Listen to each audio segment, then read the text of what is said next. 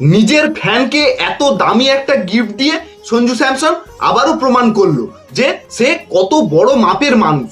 চেন্নাইয়ের হয়ে সঞ্জু স্যামসনের শুরুটা খুব একটা ভালো না হলেও কি হবে, মাঠের বাইরে কিন্তু সঞ্জু ভাই আবার সকলের মন জয় করলো।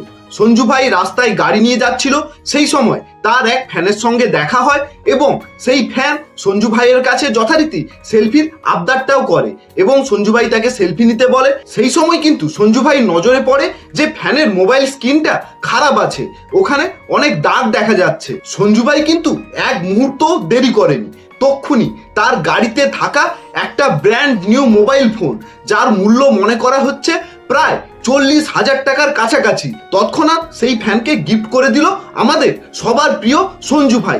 এবং গিফট পেয়েও ফ্যানও বিশাল খুশি। সঞ্জু ভাইয়ের এই দুরন্ত গেস্টার তোমাদের কেমন লাগলো কমেন্টে জানাবে, আর ক্রিকটক উইথ অগ্নিকে সাবস্ক্রাইব